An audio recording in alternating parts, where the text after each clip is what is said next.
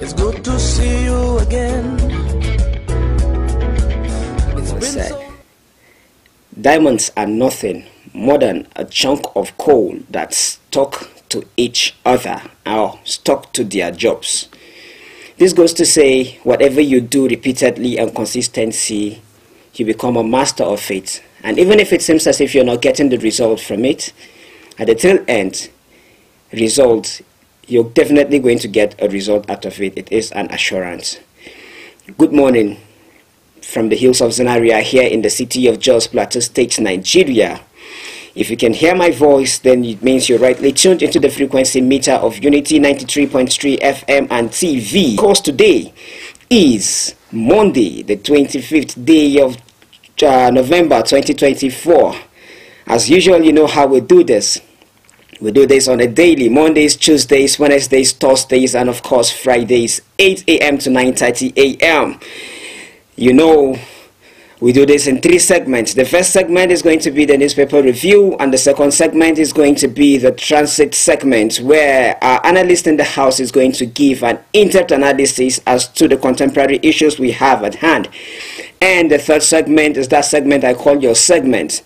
The segment where you can call in and give your submissions and input as to whatever issue of interest that you have at heart to put out there to the appropriate authority to respond to. And also, you know how we do this. You can get us on social media. On Facebook, you can get us on Unity FM/TV. And on YouTube, you can get us on Unity FM TV. Just this morning, I am not alone in the house. I am blessed to be graced with the presence of a voice you've not heard in a short while.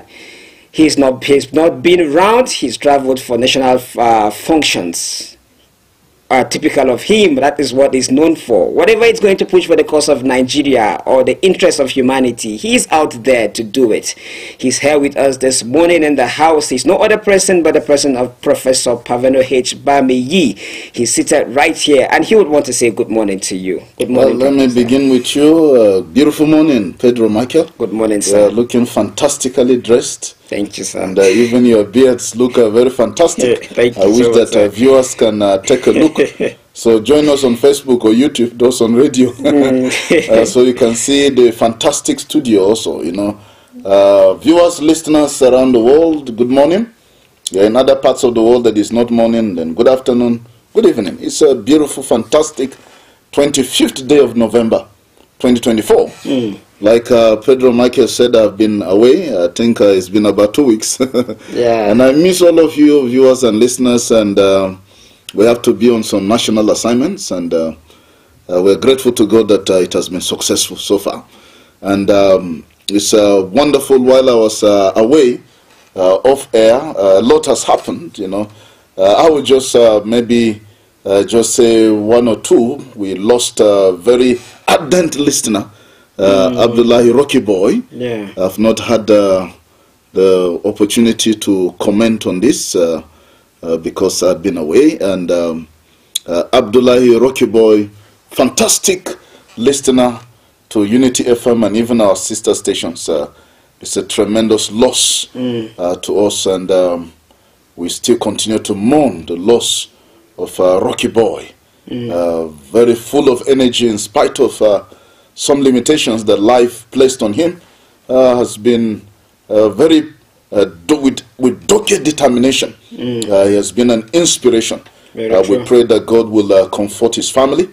We pray that may his soul rest in peace. Amen. And I want to use this opportunity to condole with other viewers and listeners who have lost loved ones that we are not aware of. Please, we pray that God will comfort you and encourage you. Please accept our deepest condolences.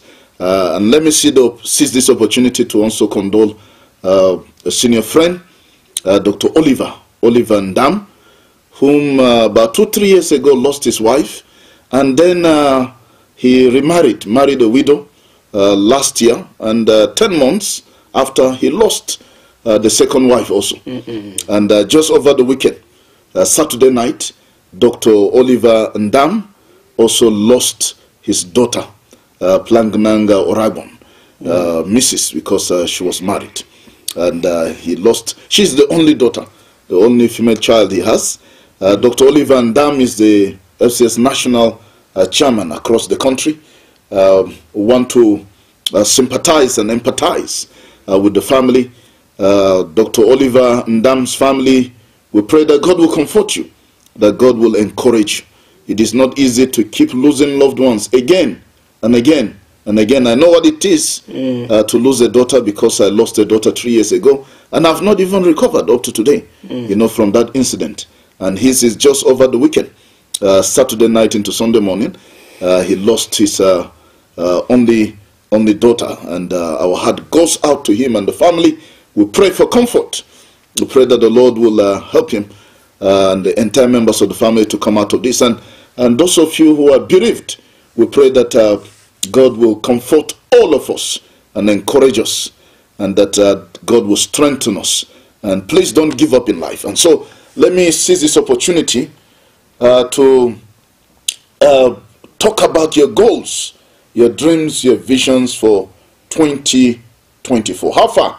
So far have you gone about those goals, those objectives? Today is already 25th November, Pedro Michael. The days Very are soon, far gone. In fact, Zenith has already lighted the Christmas tree across the weekend. Wow. On the plateau, I think we're lighting our own. Over this coming weekend, we'll be lighting our own between now and December 1st. And people are already celebrating. It means the year has come to an end. Now, how far so far have you gone with your goals, your dreams, your objectives for 2024? A young man by the name Lopez Lomong. Lopez Lomong was about to be made a child soldier. He's from Sudan. And when he was a very small boy, you know, those militia, those rebels came and they kidnapped him from his parents, and they carried him to a rebel camp, and they wanted to recruit him, you know, as a child soldier. But somehow he escaped, and he kept running and running and running for miles upon miles upon miles from Sudan until he got to the Kenyan border. That's not a small distance. Wow. And the Kenyan soldiers found him, and they took him to a refugee camp. In that refugee camp, Lopez Lomong kept dreaming that, you know, one day, you know, I can be an athlete, because in the refugee camp they brought an old television and they put it, and they used to watch, you know, athletes there. And he was hoping that with the way I was able to run away from the rebels, maybe one day I can be an athlete. But it was impossible, because he was a refugee. Who wants a refugee to run? You know, but something happened in the year 2001. A couple by the name Barbara Rogers, Bob and Barbara Rogers, went to that refugee camp, and they took Lopez Lomong, adopted him as their son, and they took him to America and enrolled him in school. And while he was in school, he discovered his athletic skills. In 2008 Summer Olympics, Lopez Lomong distinguished himself as an American athlete, winning prizes, winning laurels, and he became a household name. And that is why I'm telling you, don't give up on your goals, your dreams, your visions for 2024. They might seem impossible.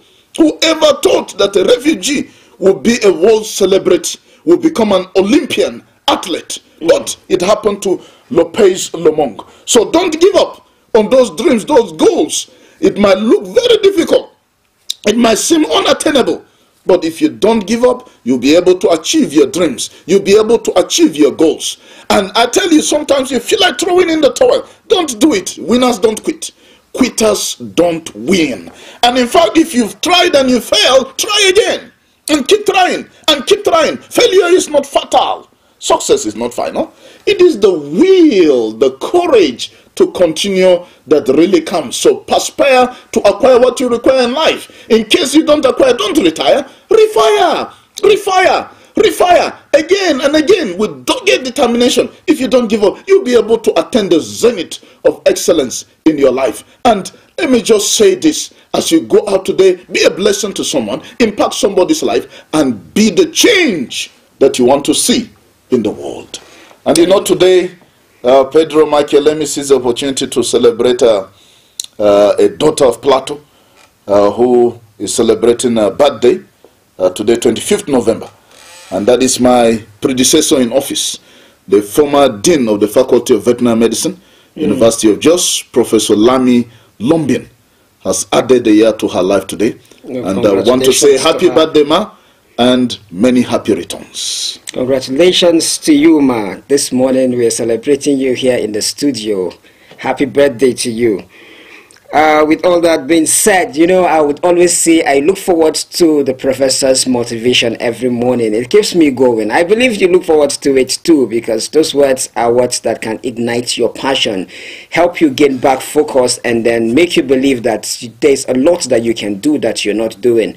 If you feel the same as I am feeling, it is time for you to do that which you've been thinking or doubting as to whether you can do it. Give it a try, and you will be surprised what the outcome is going to be. Well, with all that being said, I'm going to delve directly into today's newspaper, and I'm going to be starting with the metrics. The metric says, don't wait till there is revolution to adjust your policies. That's Gambari to Tinubu.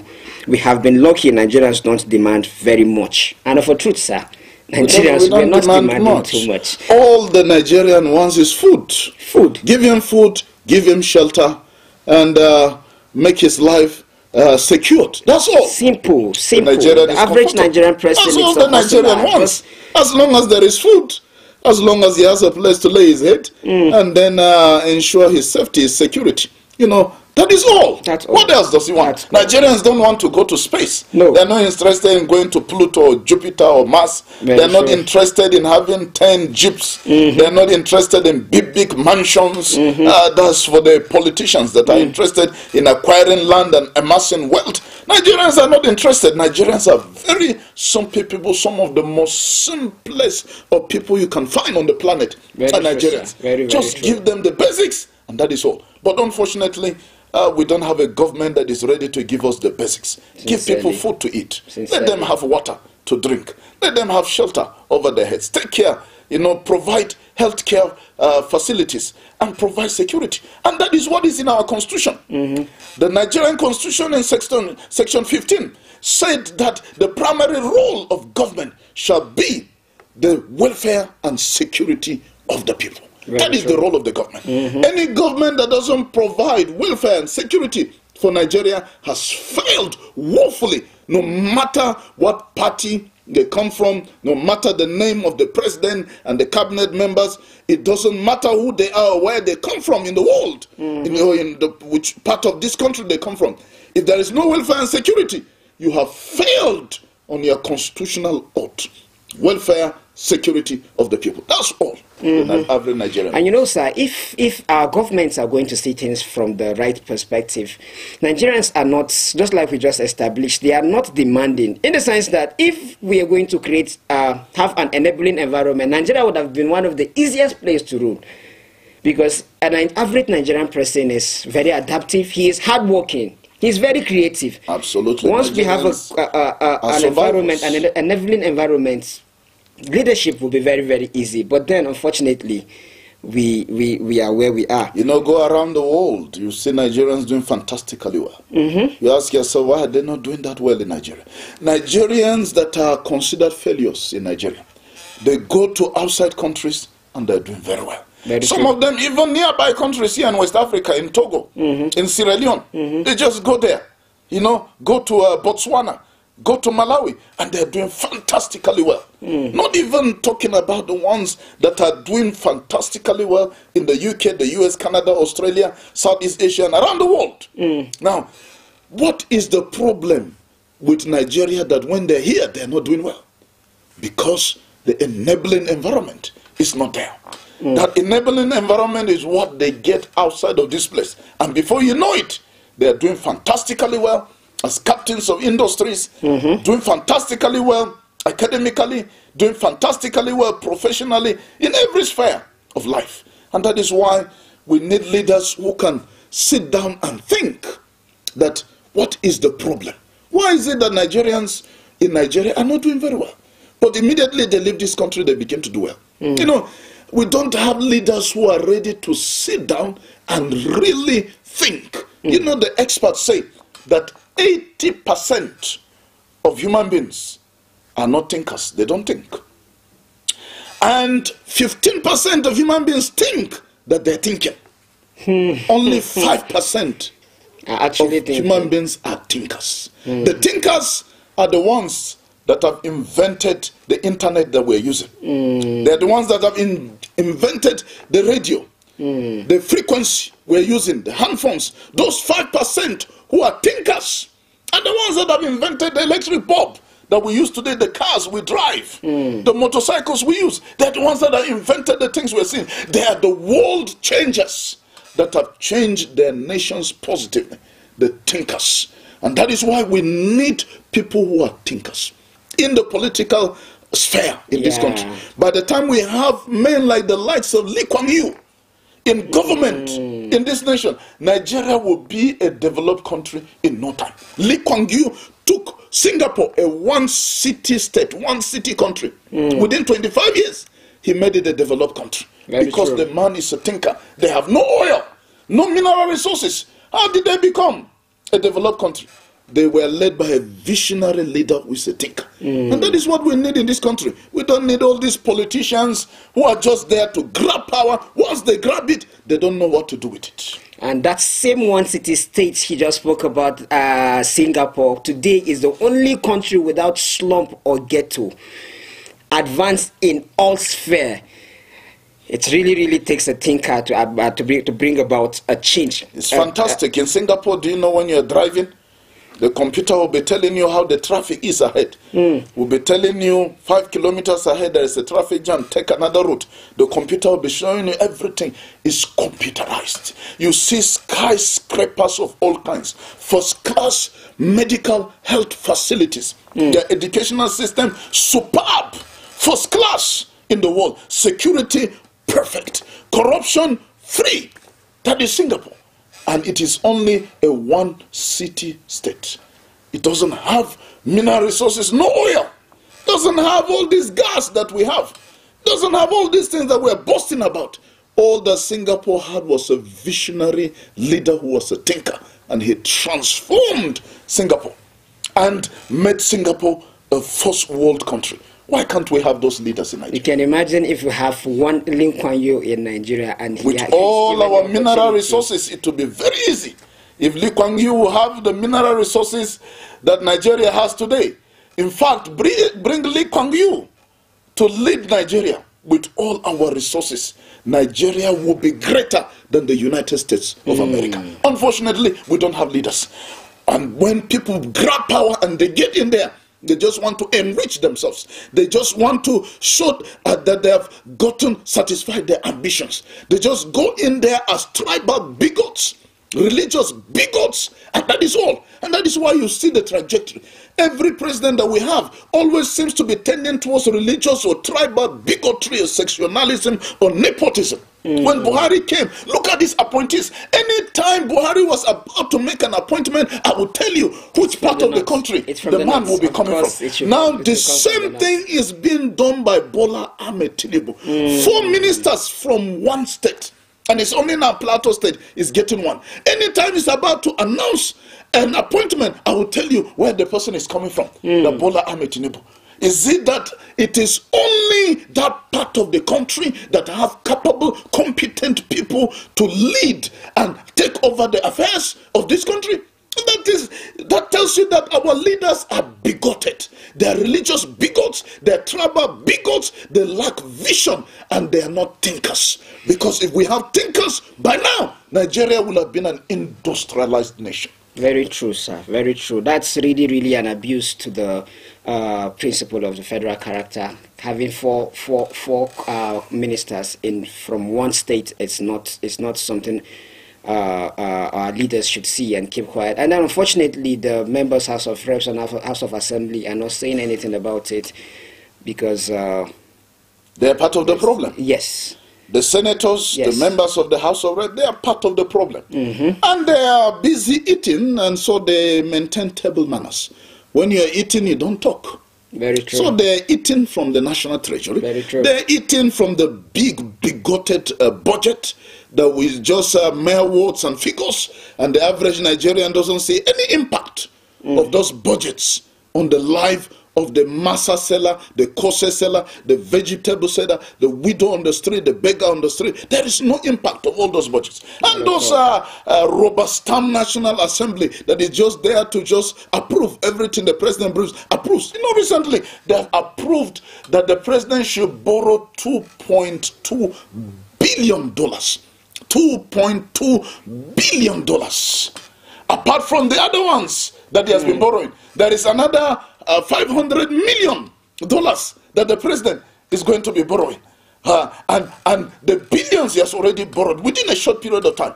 They know that from that money they have their own share, they have their own allocation from all this money borrowing. The more they borrow money, it will flow among themselves. While the average poor masses will keep getting poorer and poorer, our politicians will be getting richer and richer and richer. So unfortunately, we don't have politicians with ideology. We don't have politicians who are out there to make a difference in the country, to see Nigeria become great. They're just there to make empty noise and just be warming the seats in the National Assembly. Unfortunately, I saw a news on a newspaper. I've forgotten what newspaper was that I saw that news. I think today, this morning, I'm just going to check and see. It says that Nigeria have been able to save $20 billion from the removal of subsidy. $20 billion from the removal of subsidy. Now I find myself wondering, why would we have that amount of money and yet still borrow incessantly the way we do? Is it that we are a confused people? We have $20 billion from what the newspaper is saying, and then we are borrowing. Just recently we borrowed $1 trillion. And then we are borrowing $500 million. Now we are going to borrow $2.2 billion. Tomorrow they are sitting on this very distant issue of borrowing $2.2 billion. Tomorrow being Tuesday, as to whether they would approve it or not. And I'm sure they are going to approve it. It is already approved. I'm sure they are going to approve it. It is already approved.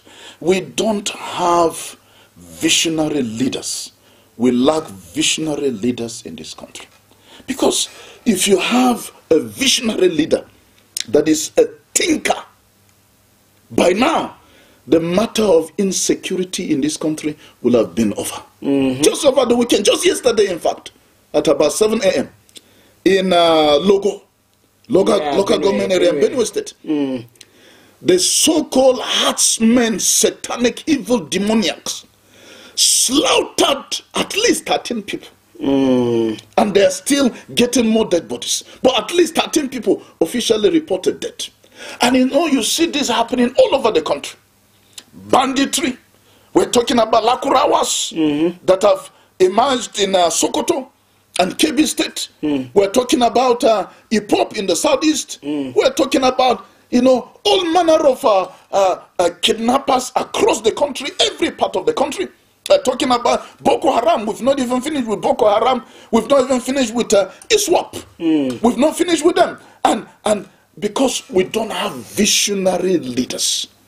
If we have a visionary leader that is a thinker, this matter of insecurity will be solved within 48 hours, I'm telling you. Within 48 hours, Nigeria will be secured. But some people are making a merchandise of insecurity in the country. Some people have become overnight millionaires because of insurgency. You think all the food that they give to soldiers fighting in insurgency, all the contracts they award, and all the money that is released on daily basis that is being spent, you think some people want insurgency to end?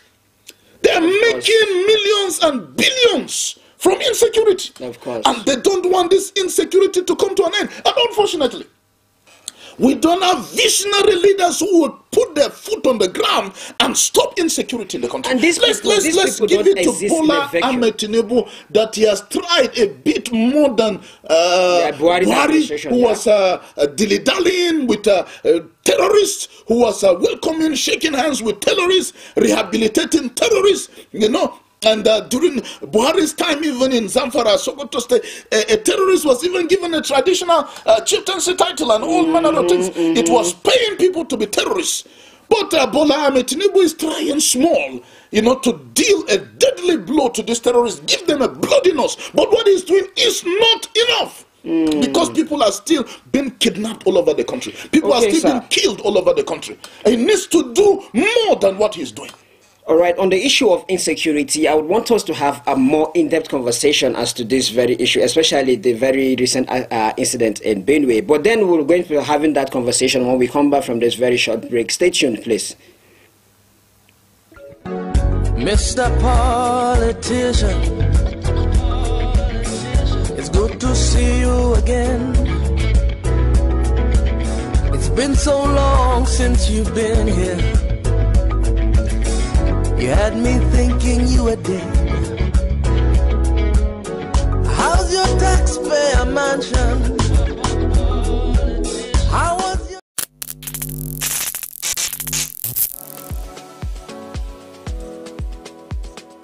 Are you bored and need some company? Get a TV experience like no other on Unity TV. We are turning up the hits with captivating TV shows,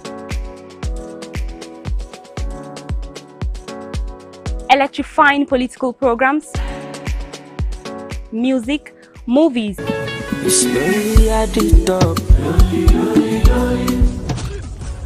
and lots more that will leave you craving. I'm sure you want to know more. Tune in to Unity TV today and let the excitement take over.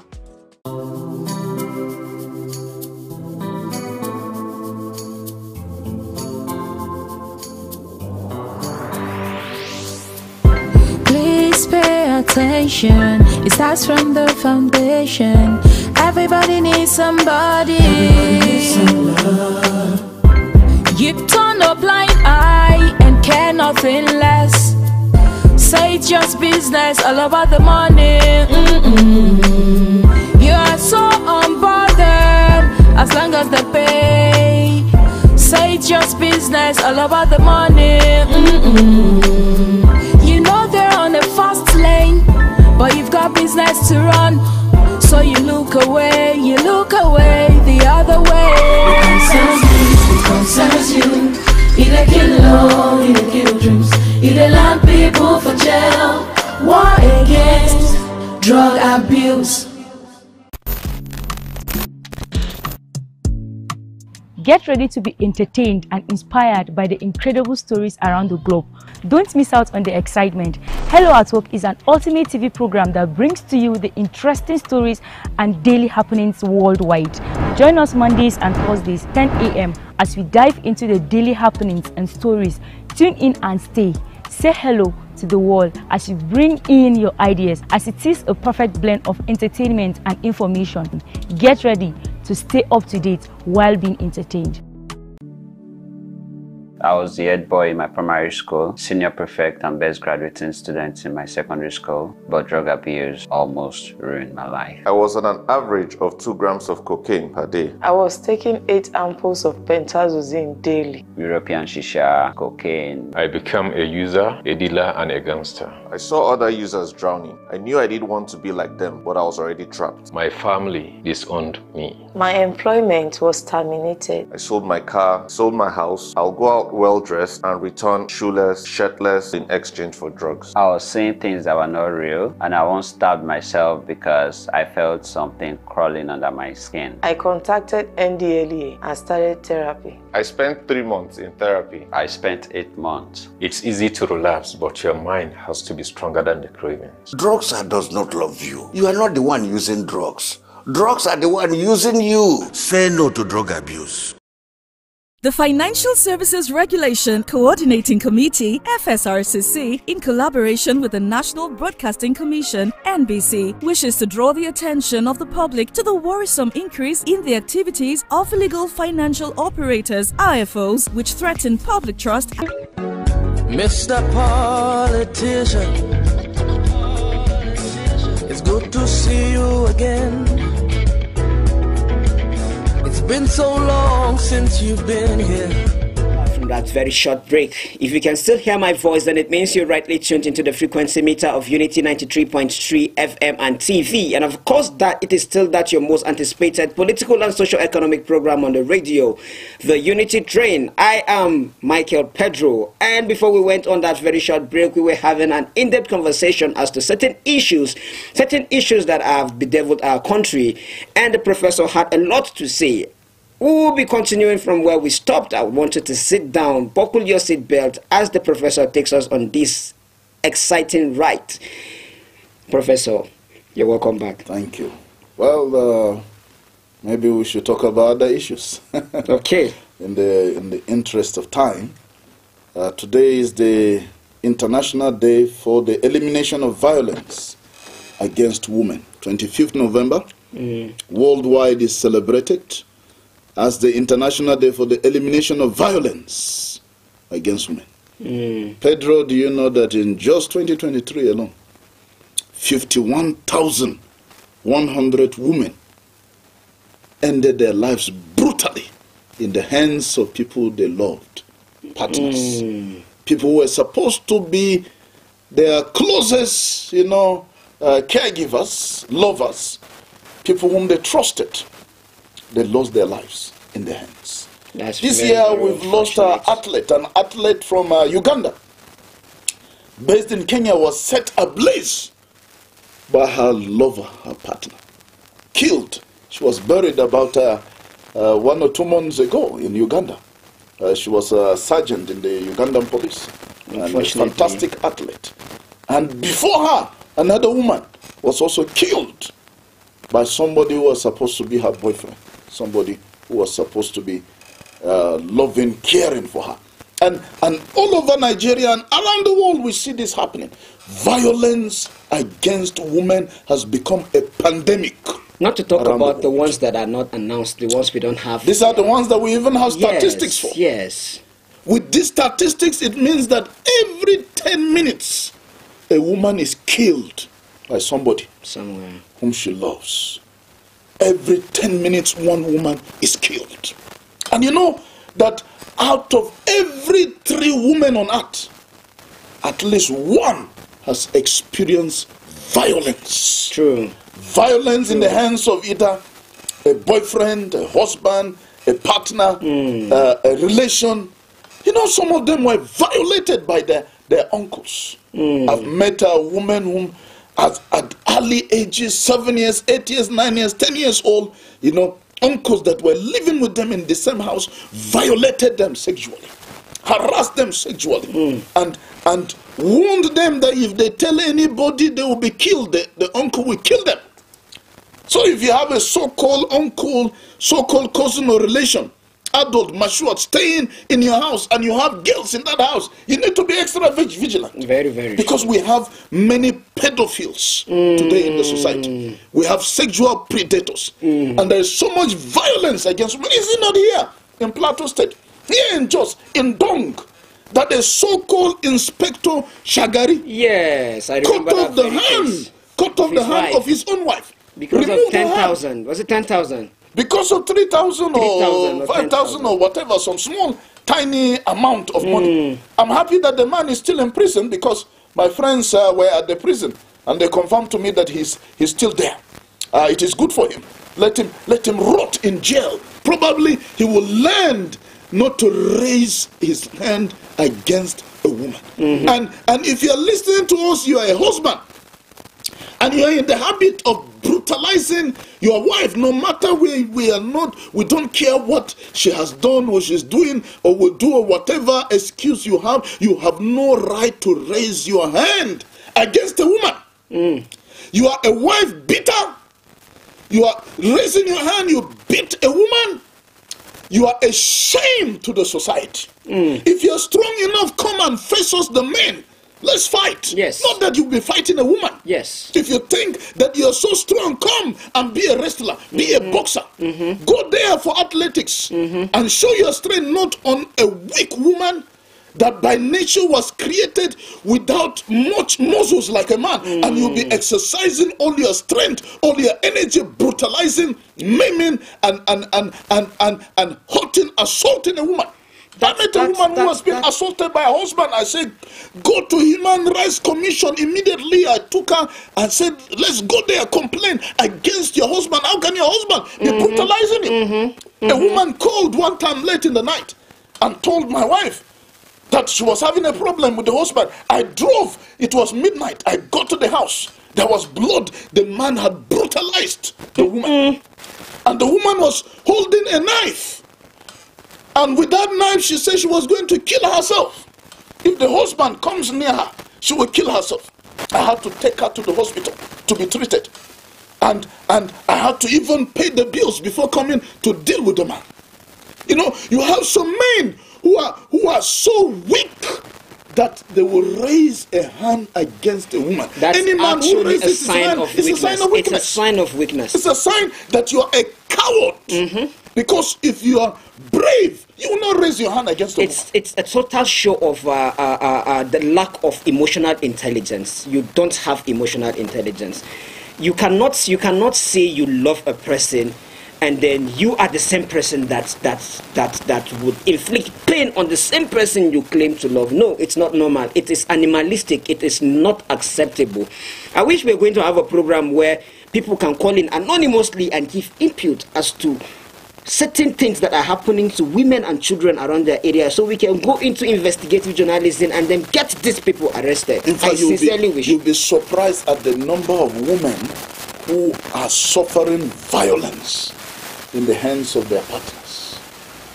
I know a woman, very cheerful, wonderful, and she was always looking nice, but sometimes we will notice as if there is a bruise on her face. Maybe there is a small wound. And she will always be lying to cover up the husband. Until we discover that this man that is supposed to be a responsible man, well respected in the society, that he is to beat his wife. He's a wife beater. And we have to deal with the man. I mean, how can you raise your hand? There are some young men listening to us and you're in the habit to beat up your girlfriend. And you say you're a macho man. You're a coward. There's nothing macho about you. You are a plain, pure coward. If a man can beat a woman in a relationship, what would then happen when he gets married? And that is why I always tell girls, if a man has raised his hand against you during friendship and courtship, call off that relationship instantly. It's very toxic. The future, my relationship kid's sister many years ago was going out with a military man. And one day he came to visit her on campus. A military man that wanted to marry my kid sister. And they were just having a little argument. On campus, he lifted up his hand, gave my kid sister a slap, landed a slap on her face. Pow! That she even fell down. And she refused to tell us. Later, we got to know certain things. We said, that is the end of that relationship. You cannot marry that man. That was the second relationship she was ending. And she was feeling like, I'm just ending relationship. Let me just manage this man. That man will have brutalized her for the rest of her life. And we're happy that she ended that relationship decisively. The family say, you cannot marry a violent man. A wife beater cannot be your husband. And that is why let's use this opportunity to tell girls who are not married. If a man has raised his hand against you, even if it is once, end that relationship. Haven't you seen what happened to, what is the name of that gospel singer again? Osinachi. Yes. Osinachi. Her husband was beating her, was assaulting her, was harassing her. And she kept quiet. Look at how she ended, she lost her life. She's not the only one. Many women have ended up brutally. Somebody from my village, the husband will beat the woman, she will run away, come to the parents will say, just be patient, endure, Aure said that, and all that. She will go back, he will beat her, she will come back. One day they brought back her corpse home. They brought her dead body to her parents. So where did the Akuri lead her to? The Akuri led her to the grave. When a man is a wife beater, expose him, report him, take him to the police. Let them be arrested. Some of these men need rehabilitation. They need to be rehabilitated. It is animalistic. It is barbaric. It is satanic. For a man to raise his hand against a woman, it is extremely wicked, barbaric, inhuman, unheard of. That is something that we should not tolerate in the society. So on this International Day that we're celebrating the elimination of violence against women. Every one of us has a role to play. Yeah. To protect women from violence. If you see a woman being assaulted, it is your responsibility to intervene. She doesn't have to be your tribe. She doesn't have to be your tribe. She doesn't have to be your religion. She doesn't have to be your daughter. She doesn't have to be your colleague or anything. A woman is being assaulted. Men, please rise up to the defense of women. And if you're a man out there and you find yourself in the attitude of beating a woman, help yourself. Look for a rehabilitation center. It is strange to actually go and say, this is my limitation, I need help. Any man who delights in beating up women, violence against women, it's a cycle. That's a psychiatric patient. That person should go and see a psychiatrist. Very true. And women don't keep quiet when a man is assaulting you. When you are being harassed, you are being beaten. Don't keep quiet. This culture of silence, we must end it. Women are raped and they keep quiet.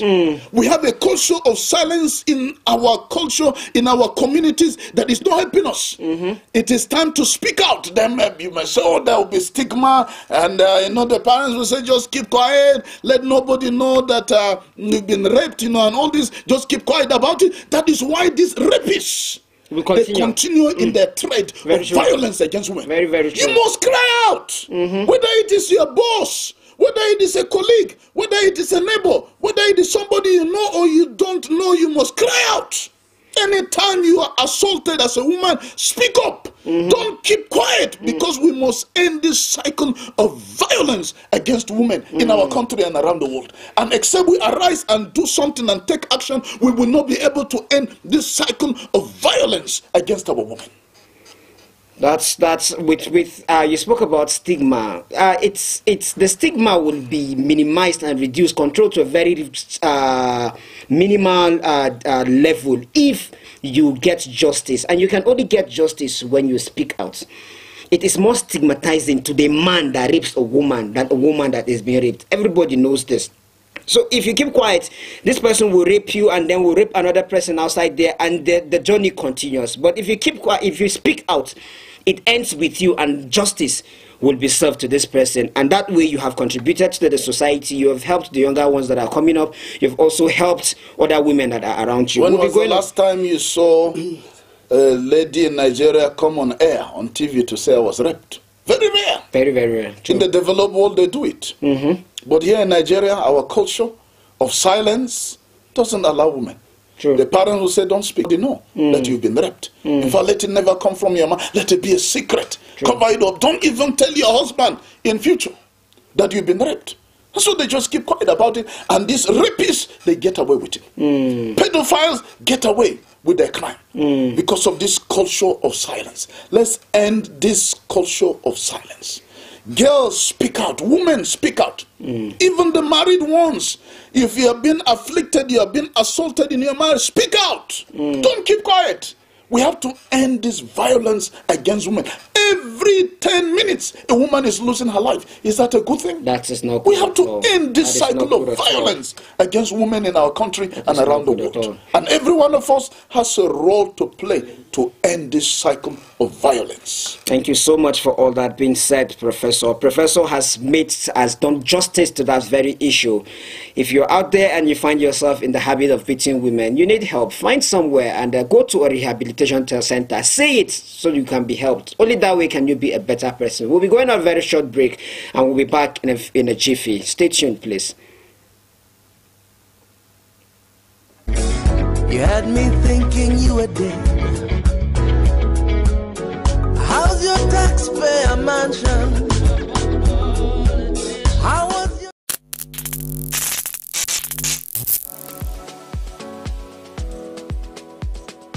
Are you bored and need some company?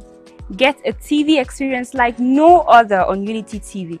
We are turning up the hits with captivating TV shows, electrifying political programs, music, movies,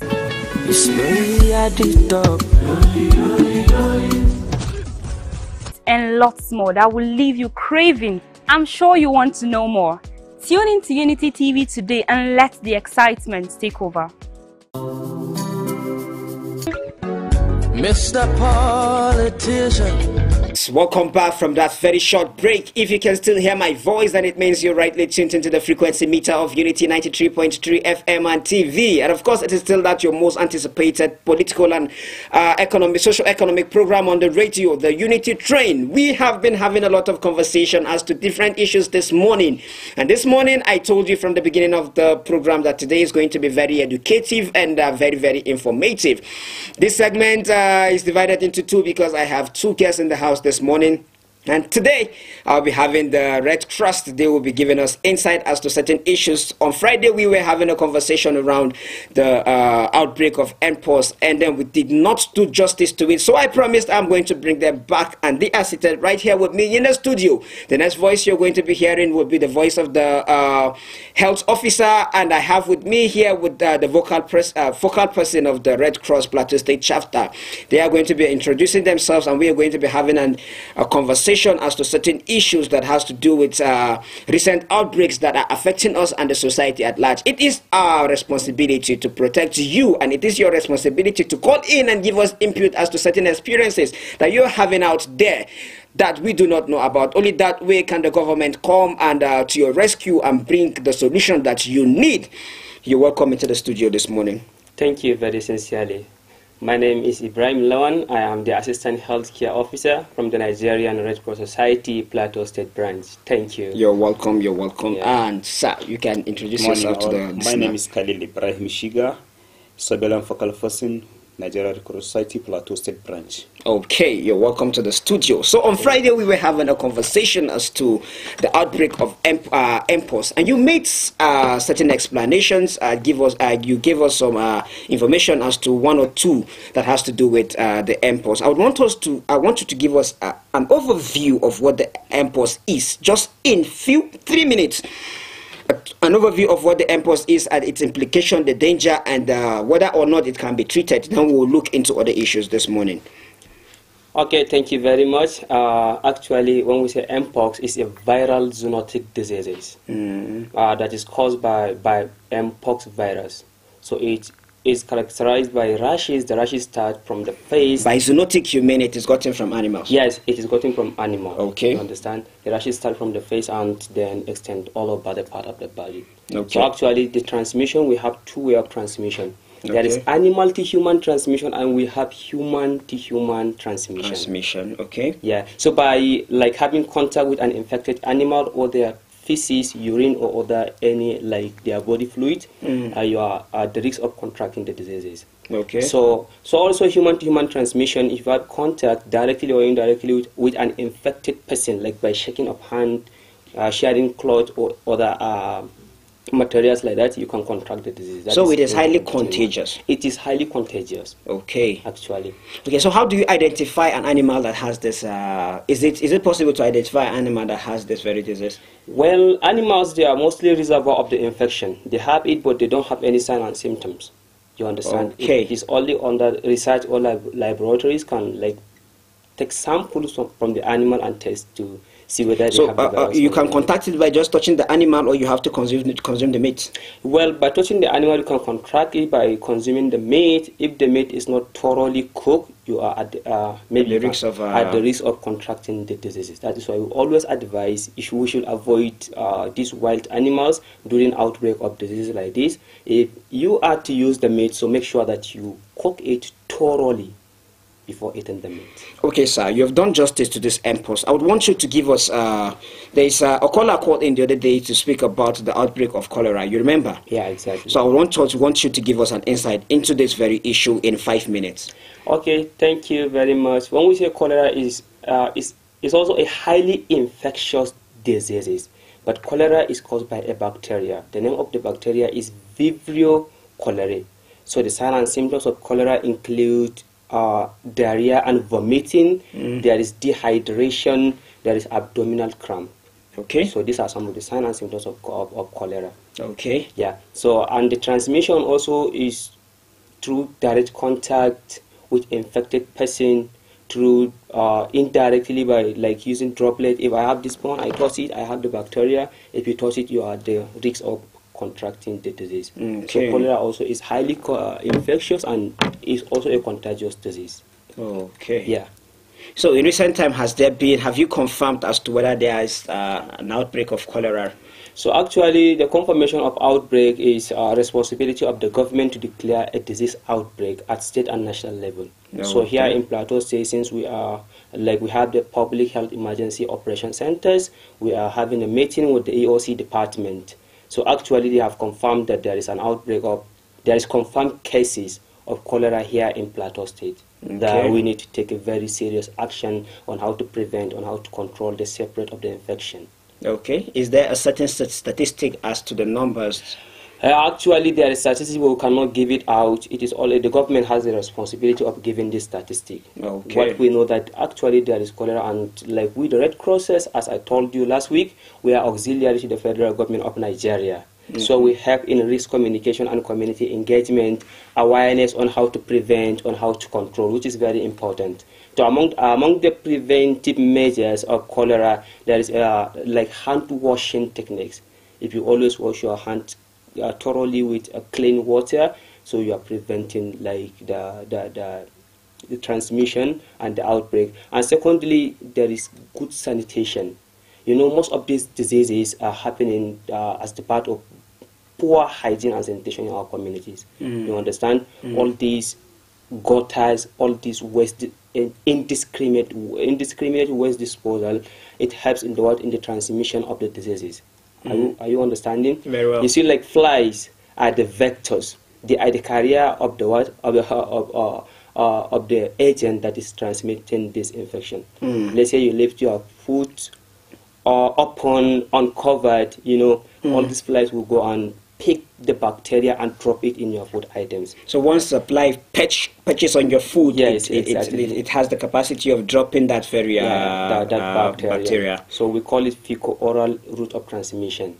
As the name implies, as I told you, among the signs and symptoms there is diarrhea. You understand? So if an infected person defecates, what happens is that those flies will go and bat on that defecation. They will pick up the bacteria and come and drop it in your food items. So if you don't have a good food handling, yes, if your water is contaminated, you leave your water open, then it becomes contaminated. If you drink that water, you can contract the diseases. Okay. Hope you understand. Okay. So another way of I talk of hygiene, right? Yeah. Good hygiene. Yes. Water sanitation. Yeah. Then like all these things that we are doing awareness, you know, by educating the public, telling them the implication, the complication. You understand on how to break the chain of the disease transmission. Okay. So it really help in containing the outbreak of cholera and other communicable diseases in our communities.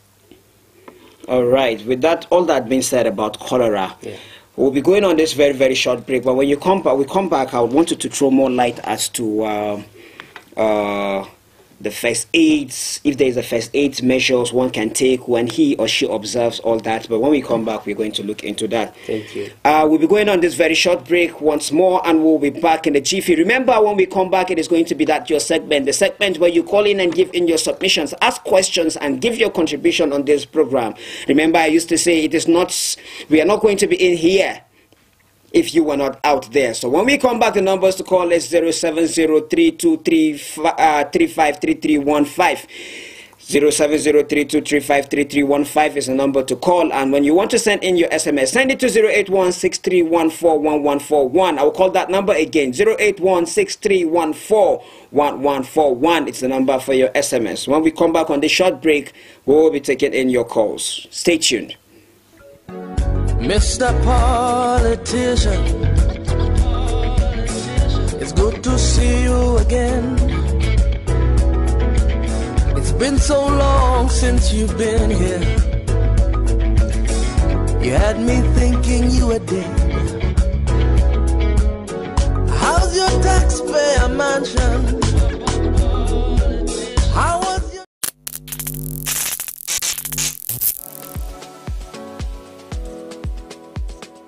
Are you bored and need some company?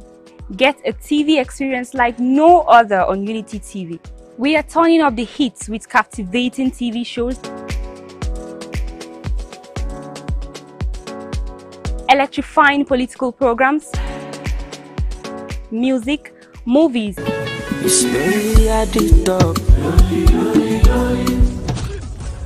and lots more that will leave you craving. I'm sure you want to know more. Tune in to Unity TV today and let the excitement take over.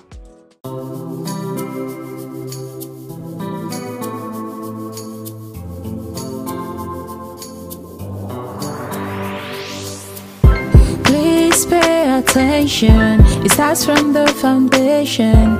Everybody needs somebody. You turn a blind eye and care nothing less. Say it's just business, all about the money. You are so unbothered as long as they pay. Say it's just business, all about the money. You know they're on a fast lane, but you've got business to run. So you look away the other way. It concerns you.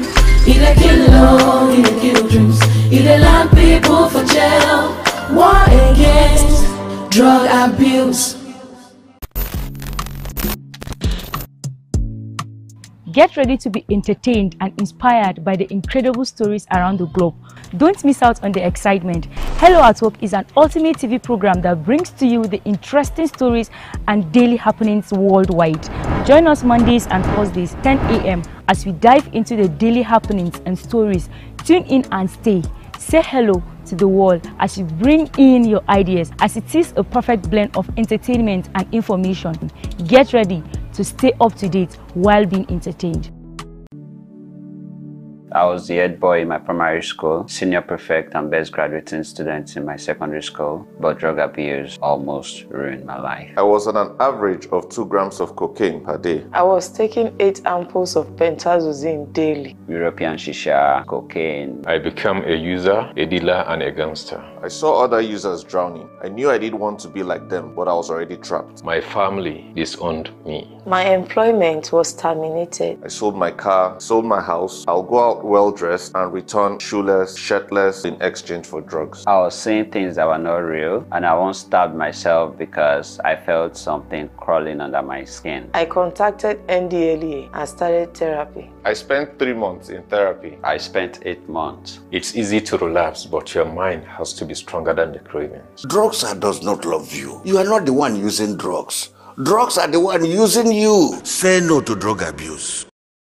The Financial Services Regulation Coordinating Committee, FSRCC, in collaboration with the National Broadcasting Commission, NBC, wishes to draw the attention of the public to the worrisome increase in the activities of illegal financial operators, IFOs, which threaten public trust and the stability of the Nigerian financial system. The FSRCC and NBC hereby advises the general public to refrain from dealing with unlicensed financial operators who deceive individuals with unrealistically high investment returns. Make sure to verify the licensing status of such companies and schemes on this website. To report any suspicions of illicit financial activities, call 0700 225 5226, 0800 225 5226, or +234 817 665 6273. Let's work together to uphold the integrity of Nigeria's financial system. Announcer, FSRCC. Unity.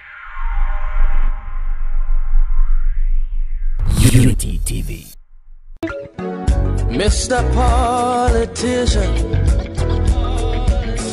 it's good to see you again. It's been so long since you've been here. You had me thinking you were dead. Mr. Politician, it's good to see you again. It's been so long since you've been here. You had me thinking you were dead. Mr. Politician, it's good to see you again. It's been so long since you've been here. You had me thinking you were dead. How's your mansion. Mr. Politician, it's good to see you again. Very short break. If you can still hear me, then it means you're rightly tuned into the frequency meter of Unity 93.3 FM and TV. And of course, it is still that your most anticipated political and socio-economic program on the radio, the Unity Train. Like I told you, we'll be coming back and we'll be having an in-depth conversation as to the issues we were discussing about, especially when it comes to the outbreak of this cholera in recent times. So we will be having that conversation with the guest in the house, and they are just going to give us an insight as to what are the first aid. How do I put it now? The first aid process we should take once we observe a person has this outbreak or is infected with this cholera. So, Mr. Khalid, what is the first aid process one should undergo in order to control the infection of this very cholera once he or she observes he is infected? What are the things he should do? Well, if you have a person that having a sign and symptom of vomiting and diarrhea, then you have to give him ORS. ORS? ORS, yes. That's like oral drip? Oral solution. You have to give him the oral solution. Then you have your clean water. If you don't have any bottled water, just boil the water. At least have a 1 liter of water and then put 1 sachet of the ORS inside the water and give the patient. Okay.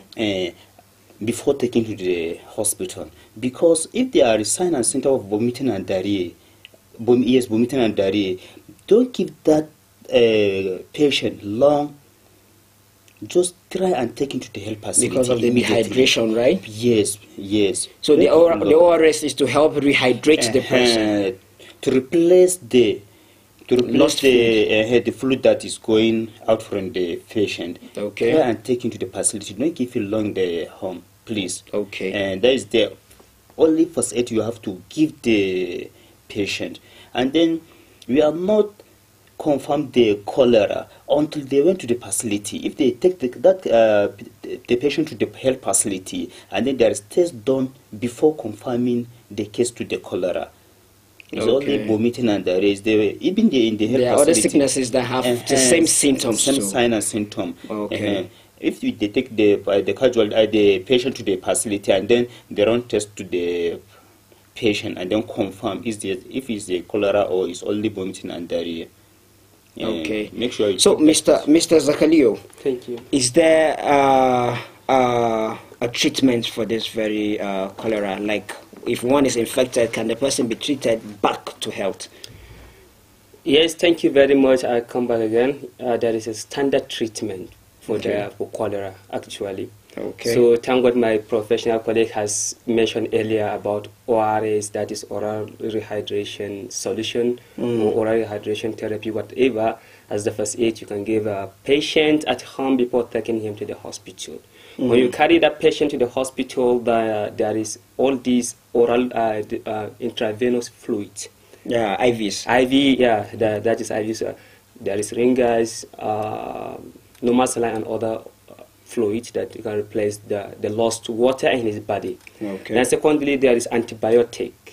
You know, as I said it earlier, the cholera is a bacterial infection. So one good thing with bacteria is that there are standard antibiotics that kill bacteria, unlike virus. You understand? Okay. So if you take the patient as early as possible, as he said, rightly said it earlier, we are talking about like quick action, quick response. So can the delay cause the person's life? Yes. Because in a very short time, the person can went to shock. From shock, the person can even die. All right. Due to the loss of fluid, there is loss of fluid. That he will be dehydrated. Then it will develop shock. From shock, the patient can eventually die. So the earlier, the better. If you can take the person immediately to hospital, they will continue giving him IV fluid to replace that lost water in his body, then they will also augment it with all these antibiotic of a choice, like IV flagyl is antibiotic. You can see one small fluid they will be giving it and all that. Sometimes they will even set 2 lines in the patient. Depending on how serious serious it is. One line is giving you rehydration, the other one they will be giving you antibiotic, that's IV flagyl, to help kill the bacteria. Immediately if they kill the bacteria, the patient will recover. All right. Other drugs too. Thank you so much for that beautiful input, Mr. Khalid and Mr. Zakaliyo. You have done justice to that very topic, and I really appreciate you. I really say thank you for all that you have done. I believe the listener out there is more educated as to this, how to go about the treatment of this mpox and the outbreak of cholera in recent time, especially here in Jos, Plateau State, Nigeria. Please take note of everything that has been said and be proactive, just in case you observe anybody having that challenge or facing what do I call it now, cholera or mpox, right? Yeah, mpox. Do something about it and save that person's life. My lines are on. You can call in. The number to call is 07032353315. And if you want to send in your text messages, you can send it to 08163141141. On Facebook, you can send in your comment on Unity Radio FM/TV Jos, and then on YouTube, you can get us on Unity FM TV. You can send in your comments. I have my first caller this morning. Good morning. Good morning, Mr. Pedro. Good morning, Mr. Adewumi. Thank you very much. And the guests in the studio. Thank you for always educating us of the dog continuity. Thank you. God bless you. Thank you very much. This is my take this morning is on the advice given to the president. Unlike this between the aspect of hardship, Nigerians are really suffering. We are pleading not until we begin to begin to regulate. I think the 10-day task process is supposed to be elected. Our leaders we ensure the future. So much are we buying food items now? The related period is about December will come in. How is it? An angry man is an angry man. It's better the government do the next. And on the other hand, I want to speak on this issue of import. You see, this import, people must be not proactive. I give kudos to Barrister Kennedy, Manasseh Mufan. As he came on board, he was able to make and see the plastic displays and greener. Can we do our part? Can we always try as much as possible to wash our hands? You see, after the coronavirus has passed, because I think I don't think it has gone totally. But at least then, that was when you see people handwork building in front of their offices, in front of their shops, getting a whooping and others, and even avoiding some handshakes. The current thing I see, even after the corona had gone down, people no longer even practice those things again. So let's always do the right thing. I just as the guest has said in the studio. So please, I want to say, if someone is having that empty, even handshake, it will be elastic. If you have handshake and it is transmitted to handshake, that's my question for your guest. Thank you, and God continue to bless you for your good. Okay, Mr. Khalid, you can take that into record. He's asking if one can get infected through handshake. You answer that question later. Good morning. Hello, good morning. Hello, good morning. Good morning, sir. Your name and where you're calling from? Bashir Ukoli. Okay, Bashim, one type, don't call you. Good morning to the studio this morning. Good morning, sir. Welcome to the studio this morning, sir. I appreciate Professor and our guests that are presently in the house. We appreciate your effort. Thank you, sir. Thank you very much. I want to contribute about this cholera outbreak that is going on right now in Jos North. Yeah. Yes, we are calling on the chairman Jos North local government and the member state house of assembly and other councillors that has been elected. They should provide medicine in our various health clinic for the citizens to benefit from benefit from the dividends of democracy. And again, we lost our dedicated someone, Alaji Muhammad, I'm coming, and his daughter at Nasara Clinic. Please let them to buy the medicine and inform people that the medicine is available for them to take it. Okay. This is one of what I want to contribute. Thank you very much. I am Bashir Damkoli. Thank you so much, Bashir Damkoli. I, on the other hand, have an interest or a thing of concern that I would want to put out there to the appropriate authority. I observed that public health centers, especially the ones in Anguas, different places, I observed that the public health centers, especially the ones in Anguas, in different places, usually closes in the evening. During period of outbreaks like this, I feel they should work 24 hours. What if the case one starts to experience that challenge at night? Where will the person run to? They are closer. The proximity matters a lot. So if there is something the government, the Ministry of Health to be precise, if you can hear me, do something about it. They should work 24/7. Even if it means there's going to be a shifting kind of, because life is sacred and it's very important that the life of the Nigerian citizens are protected. Working only in the afternoon, this disease will not tell you when they are going to attack you. And so when they come at night, what will the Nigerian citizens do? I have some comments on Facebook. This one is from Mohammed Tajuddin. He says, good morning, Mr. Pedro, and a very good morning to the Professor Bameye. Thank you for your inspiring words and encouragement. May God bless our country, Nigeria. Mohammed Tajuddin from Narakuta. Okay, Isioma is asking if the VC is coming today. The VC is not coming in today, sorry, unfortunately, Isioma. Aminu Abdullahi has this to say. He said, good morning, Mr. Pedro and Prof in the studio. I'm watching you live from Bukos, Yansiminti. We are still calling government to come back to their senses and do the needful to the masses. Okay, thank you, Aminu Abdullahi. The government are in their senses, I believe. They know what to do and they know the right thing to do. We are calling on them to do the right thing. This morning, I'm joining you to call on them to do the right thing this morning. This one says, good morning. This is a text message. I don't know from who yet, but says, good morning, Mr. Pedro, and our amiable, consistent, and passionate analyst, Professor Bame. You welcome back. I honestly missed your motivational morning tonic. Thank God for bringing you back to us safely. It's unfortunate that after the humongous money owed by the government, our president still wants to borrow money. My problem is that even when the money is borrowed, we don't see any development on ground. Our leaders should please be considerate for once and alleviate the suffering of the masses. Please, peace is priceless. Let's live in peace. God bless Unity FM, Plateau State, and Nigeria. Good morning to the guest in the house, Christy Izang from Rukuba Road. Christy Izang, I could tell in the midst of that text message, at some point I could denote that you're the one that sent that message. Thank you for being consistent. Every day I look forward to your text message.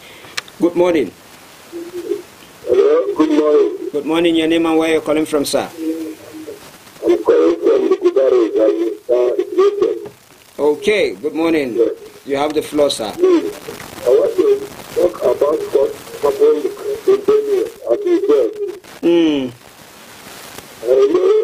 what happened here in that Benue, the character of the present governor. You know, the former governor said everybody will react there. A ban when you plan for your cow because of Benue is a farming thing.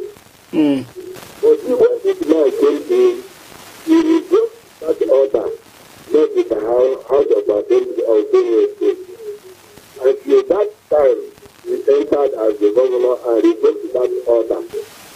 You can still see that more than hundreds of people are being killed since that time he revoked that order. Please, I'm trying to say that let that governor go back to that order. Let people raise their cows in their pants and not believe them to go and fight the farmer. Because as everybody knows in Nigeria, Finai is that case of Nigeria. Please, what about that governor do? Myself as the president, I don't like it. Because that is why what is to get big feeling in Finai again. Thank you, God bless you all. Thank you too. God bless you. I have a text message that says, good morning, Mike, Pedro, and the Prof. Nigerians are very patient people when the government took the advantage to misrule the country. Our leaders lack vision and patriotism. Do the average Nigerians benefit from this government? Our politicians eat at a round table and never remain any for the average Nigerians. Our country is going to cripple as a result of borrowing and looting Prof, welcome back, and my regards to Kulbi. Emilongs from Agingi. Emilongs, thank you so much. Kulbi is listening and he is saying good morning to you this morning too. This one says, good morning, Professor PH, Mr. Pedro, and your guests in the studio. Prof, we are so glad to hear your voice. Welcome back. Sincerely, I sympathize with all women worldwide. Indeed, we as rights people shall always say no to violence, say no to crime, and say no to discrimination against all women. Thank you. Ismail from Jos. Thank you, Mr. Ismail, for that beautiful text message. This one says, good morning, Mr. J and the Prof in the house. Regards to the guests in the house. The guest and the Prof have spoken well. The Prof have spoken well. I hope the general public will take note of what the guest has said regarding the outbreak of cholera. I hope the government will also do the needful and ensure they put an end to the outbreak of the disease. Suleiman Science Yusuf. Suleiman Science from Yusuf Street. I think that's what he is saying. This one says, a very big good morning, excellent radio presenter, Michael Pedro. Sir Professor PH Bameyi in the studio. Thanks for the good work. Please keep it up. Professor, please keep saying the truth. May God protect you, sir. May God protect our country and make life easier for us. God blessings. God bless Nigeria and Plateau State. Sudamakan from Murtala Yahaya, May Igiya and Shanu. Sudamakan Murtala Yahaya, good morning. I hope the people in Enshanu are doing fine this morning. And I trust God you are fine. I want to say a very good, very big thank you to one of our ardent listener, Hassan Garba. He wakes up almost every morning to send me text messages of well wishes. I want to say thank you, Hassan Garba, for all that you do. God bless you, and all the prayers that you pray for me and every other presenter that comes into the house or analyst that comes into the house. May God replenish and do the same to you. God bless you and God bless you. This one says, good morning, Mr. Mike Pedro, Professor B, and the guests. God forbid what measure would you do for the dead bodies? Keeping hope alive amidst national challenge is our collective responsibility. Be a good person. Hassan Garba. Hassan Garba, thank you so much. I was just talking about you now before your text message came in. I really appreciate all that you do, both for us here in the house and to every other person outside there. We look forward to your text messages always and your calls always. This morning we'll have a lot of conversations around, we've had a lot of conversations around the outbreak of cholera and the impact it has on the negative impact it has on the people of our dear country, Nigeria, and the listeners and the guests in the house had a lot to say about it. I am just going to take a few recap as to what they have said, just in case you are just tuning into the frequency of Unity 93.3 FM and TV.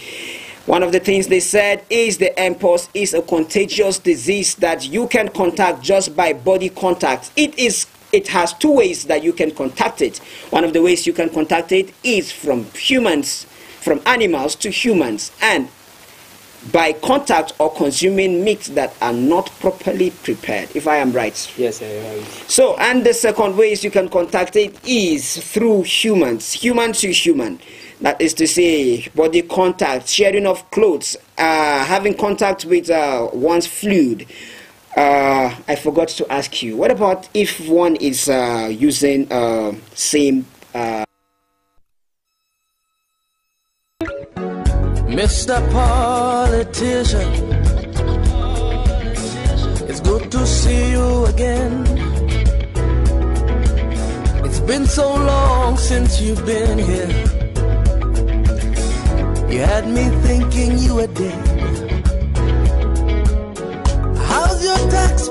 mansion. How was your...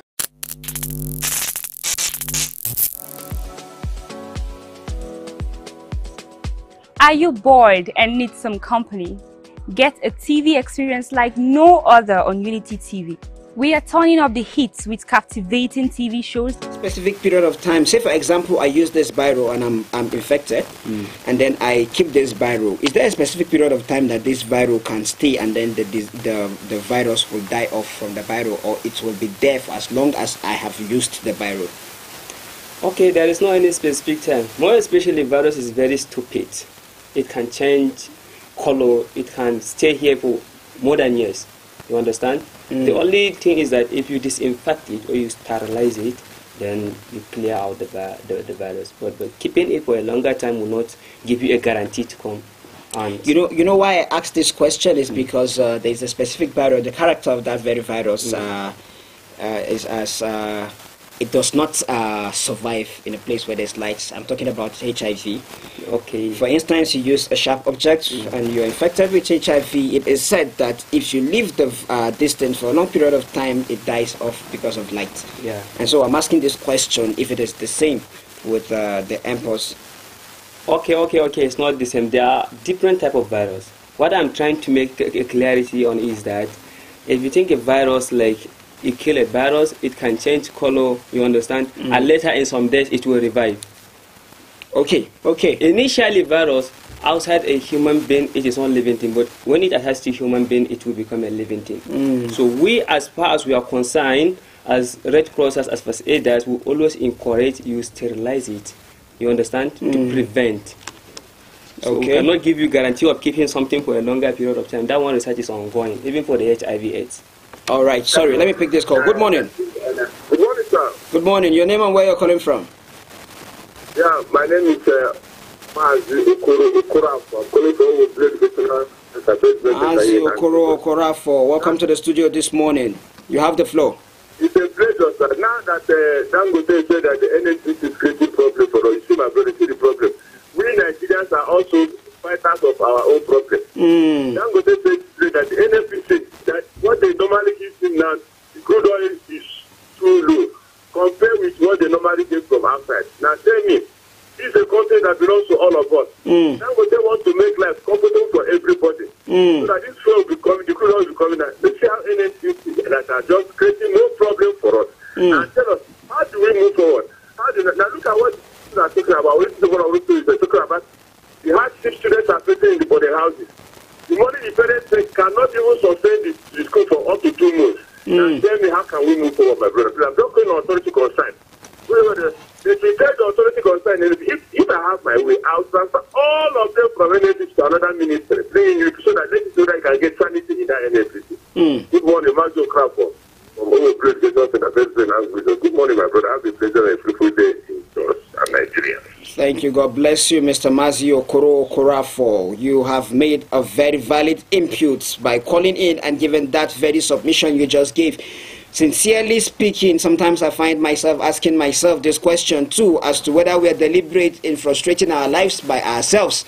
I don't see a reason why imported products will be more cheaper than a product that we produce here in Nigeria. Putting in the overhead cost of transportation and all, the imported one is supposed to be more expensive. But then the one that is produced locally is more expensive. Then you are left asking yourself as to whether you know the basics of economics or you don't. Economically, it is supposed to be cheaper by all standards. But the reverse is the case in the case of Nigeria, and then you find yourself wondering if we are actually there seated in power in order to alleviate the problem of the people or to further increase it. I myself have been asking myself that question, Mr. Mazi Okorafo. It is very, very unfortunate. But we have a part to play, and the part we have to play is the part of being vocal, talking, saying it out there. Let the appropriate authority hear it. Let them know that we know the right thing that is supposed to be done. We are not that we know what should be done, and then by doing so, we are lending our voice to the society, and by speaking out, we are educating the ones that are not educated out there, so they too can be educated. And with time, I believe that the change that we desire will come. by the grace of God. So you were saying something, Mr. Zakaliyo, before we went on that very short break. Yeah, thank you. About the character of the virus, how it can change and all. Yeah, exactly. So what I want general public to understand is that virus is very stupid. It can change color at any time. Sometimes virus can sacrifice some part of its body to survive, and later it will bring it back. You understand? More like an adaptive strategy. Yes. Depending on the environment, it has a conducive environment, then it will revive all its power. Sometimes virus can create an envelope. It's like to cover itself. Let's say this environment is not favorable for a virus, it can create some mechanism to survive. It can even sacrifice some of its organ to survive for a certain period of time. When it reaches to an environment that it can, you understand? Then it will revive back. Yeah, with all its potent. You understand? That is why virus usually used to weaken the immune system of a human, in a human body. Even HIV virus, HIV virus, it kills the antibodies. Yes. That is why it is called human immune deficiency virus. Exactly. Well, with all that being said, I would say thank you, Mr. Zakaliyo, and thank you, Mr. Khalid. You guys have done justice to this very topic this morning. Unfortunately, we are out of time, and we'll be back right here tomorrow. Same time, same station. Please, my listeners, stay tuned, even as we leave you in the hands of God. Go out there, make exploits, and then impact life in the little way that you can. God bless you. I'll see you tomorrow. Same time, same station. Bye. Mr. Politician, it's good to see you again.